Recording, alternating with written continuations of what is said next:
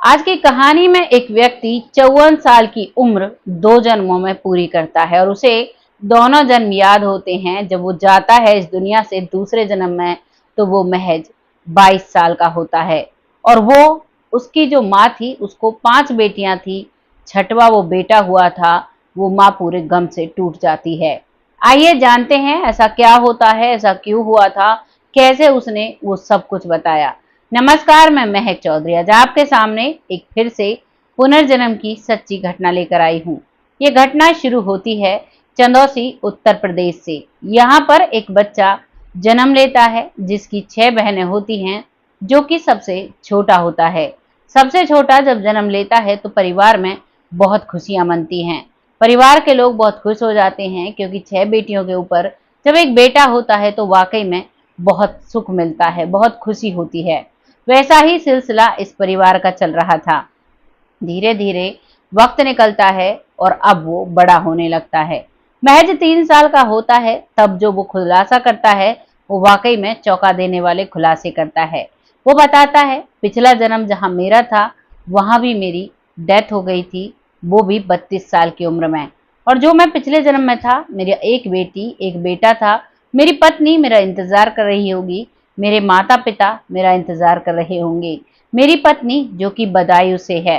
बार बार बदायूं का नाम लेता है। बदायूं और चंदौसी ज्यादा दूरी पर नहीं थे, करीबन 20 से 30 किलोमीटर की दूरी थी इनमें। और इसी चीज को देखते हुए माता पिता अब डर जाते हैं, क्योंकि अब की बार जो उसने जन्म लिया था वो उस परिवार में लिया था जिस परिवार में और कोई लड़का नहीं था। सिर्फ अकेला लड़का था, 6 उसकी बहनें थी। अब वो इस बात को सुनकर उसकी बात को भुलाने की कोशिश करते हैं, लेकिन वो नहीं भूलता है। और वो सबको जिसको भी देखता उसी के बारे में बहुत सारी चीजें बता दिया करता।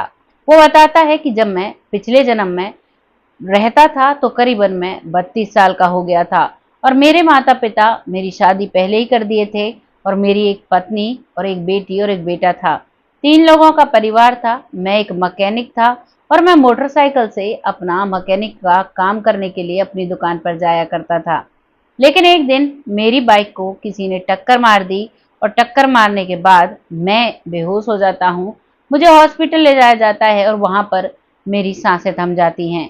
मैं सब कुछ देख रहा था। मेरे माता पिता बहुत रोते हैं, मेरी पत्नी बहुत रोती है, मेरे बच्चे जो कि काफी छोटे थे। और मैं उन सबको देखकर बहुत तरसता हूँ। मुझे ऐसा लगता है कि काश मैं वापस आ जाऊं, लेकिन मैं कुछ नहीं कर पाता हूँ। बस इतना ही मुझे होश रहता है जब मेरी पत्नी का सुहाग की सारी चीजें हटाई जा रही थी और मुझे ऐसा लग रहा था क्यों ना मैं वहां पर आ जाऊं दोबारा से। मेरी पत्नी बेजान सी बैठी हुई थी और मुझे उसे देख देख कर बहुत रोना आ रहा था, लेकिन मेरे हाथ में कुछ भी नहीं था। माता पिता इस बात को सुनते हैं और वो डर जाते हैं। वो इस बात को किसी के साथ साझा भी नहीं करते हैं और अपने बेटे को वहीं पर दबाते हैं, कहते हैं ऐसा कुछ नहीं होता, वैसे ही तुमने कुछ मूवी वगैरह देख लिया होगा, किसी ने कुछ बता दिया होगा, वही तुम्हारे दिमाग पे चल रहा है। लेकिन वो छोटा सा बच्चा जिसका नाम बबलू था इस जन्म में, और पिछले जन्म में भी उसका नाम बबलू ही था, और वो पिछले जन्म में एक बाइक एक्सीडेंट से गया था। अब वो 3.5 4 साल का हो चुका था। इन्हीं किस्सों को बताते बताते एक दिन उसका पिता अपने बेटे को लेकर बदायूं की मार्केट में गया था, तो वो उसके साथ बैठा था। थोड़ी आगे दूरी पर चलता है तो वो देखता है कि वहां पर एक महिला, एक स्वीपर महिला झाड़ू लगा रही है। उसके चेहरे पर नकाब लगा हुआ है और वो झाड़ू लगा रही है। वो उसे देखता है और उससे कहता है कि तुम यहाँ क्या कर रही हो। वो उसका नाम लेता है पिंकी और उसे बड़ी जोर से कहता है कि पिंकी तुम यहाँ क्या कर रही हो। पिंकी की उम्र करीबन 40 साल रही होगी और वो जो लड़का है उसकी उम्र करीबन 4 से 5 साल रही होगी। वो उसे जब नाम से बुलाता है तो वो बहुत हैरान हो जाती है और वो उसकी तरफ टकटकी लगाकर देखने लगती है। उसका पिता समझ जाता है कि ये क्या माजरा है। वो कहता है कि तुम्हें घर पर रहना चाहिए, बच्चे इंतजार कर रहे होंगे, तुम यहाँ पर झाड़ू लगा रही होगी। घर कैसे संभलता है इतना छोटा बच्चा जब उससे ऐसे वार्तालाप करता है। तो वो महिला नहीं समझ पाती है, लेकिन उसका पिता सब कुछ समझ जाता है। वो पिता अपने बेटे को लेकर वहां से भागने लगता है। वो महिला रोक कर पूछती है कि क्या हुआ। तभी वो पिता कहता है कि ये वैसे ही बातें बनाता है, किसी को भी देखकर कुछ भी कह देता है। तभी बबलू कहता है कि नहीं पिताजी, ये मेरी पत्नी है और इसके साथ जीने मरने की मैंने कस्में खाई थी और बदकिस्मती से मैं इसके पास से चला गया।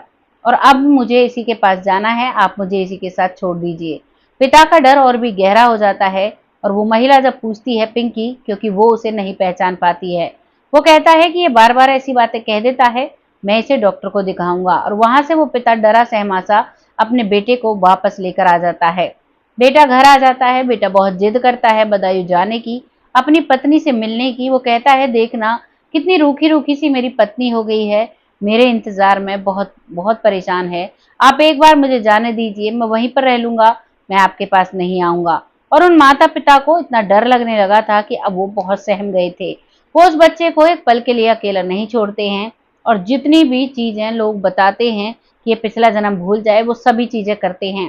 पहले एक टोटका था, जब किसी को पिछला जन्म याद होता था तो जो चाकी होती है जिसे हाथ से आटा पीसते हैं, हाथ वाली चक्की, उस पर बच्चे को बिठाया जाता और उसे उल्टा घुमा दिया जाता। उससे वो अपने पिछले जन्म की याददाश्त भूल जाया करता। हमारे भी परिवार में एक बच्चा था, हमने भी ऐसे किया था, हमने भी उसे भुलाया था। वो कहता था कि मैं अपने बर्तन बेचने के लिए जा रहा था और मुझे मेरे भाई ने धक्का दे दिया और मैं ट्रक के नीचे आ गया। मेरा बर्तनों से भरा ट्रक था। अब ये पता नहीं वो बनिया था या कुम्हार था या कोई भी हो सकता है, लेकिन वो ये बात कहता था। वो कहता था कि मेरे घर में बहुत सारे ऊंट हैं, मेरी पत्नी है, मेरे बच्चे हैं, सब मेरा इंतजार कर रहे होंगे।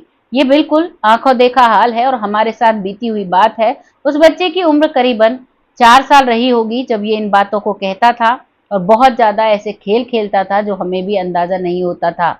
मुझसे काफी छोटा था, लेकिन फिर भी उसे देखकर डर लगने लगा था। तभी मेरी मम्मी ने ये काम किया, उसे चाकी पर बिठाकर उल्टा घुमाया और वो अपनी पुरानी बातें सारी भूल चुका था।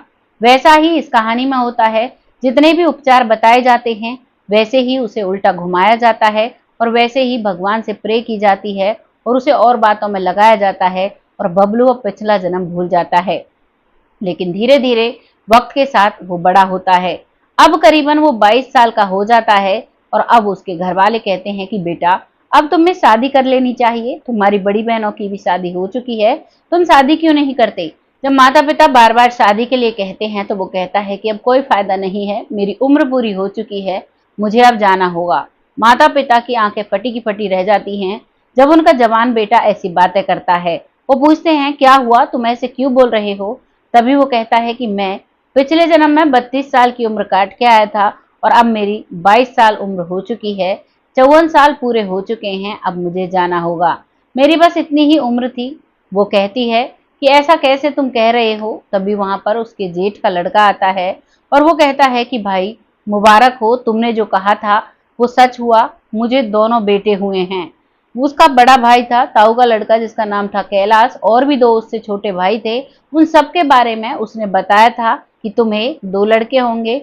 बीच वाले को बोला था तुम्हें 1 लड़का 1 लड़की होगी और सबसे छोटे वाले को बोला था तुम्हें 2 लड़कियां होंगी। लेकिन उस दिन उस बड़े वाले की बात पूरी हो चुकी थी। तभी वो पूछता है कि भाई तुम्हें ऐसे कैसे पता चला कि मुझे दोनों लड़के ही होंगे। तभी वो बताता है कि तुम बिल्कुल भी लालच नहीं करते, मस्त जिंदगी जीते हो, इसीलिए तुम्हें 2 लड़के होंगे। छोटा वाला जो भाई है तुम्हारा, वो थोड़ी लालच और थोड़ा आराम से भी रहता है, यानी कि उसकी नॉर्मल लाइफ है, इसीलिए उसे 1 लड़का 1 लड़की होगी। और जो सबसे छोटा भाई है वो बहुत लालची है, इसीलिए उसे 2 लड़कियां होंगी। और मेरी बात पक्की रहेगी, मैं रहूं या ना रहूं। जैसे ही वो ये बात कहता है तो कैलाश पूछता है कि तुम कहाँ जा रहे हो, तुम अपनी भी तो बताओ कि तुम कब शादी करने वाले हो। तभी वो उसकी माँ की तरफ देखता है तो माँ उसकी बैठ कर रो रही थी। वो पूछता है कि चाची क्या हुआ, तुम इतने परेशान क्यों हो। तभी वो सारी बात बताती है। इस बात पर कैलाश की भी आंखों में आंसू आ जाते हैं और वो भी कहने लगता है कि भाई ऐसा मत कहो। तभी बबलू कहता है कि ये विधि का विधान है, ये तो होकर रहेगा चाहे हम कुछ भी कर लें। और अब नॉर्मल सी जिंदगी कटने लगती है। उस वाक्यांश के लगभग 3 दिन बाद वो इस जन्म में भी एक मोटर बाइक मैकेनिक था और वो इस जन्म में भी अपनी बाइक की दुकान पर जा रहा था जहां पर वो मैकेनिक का काम करता था।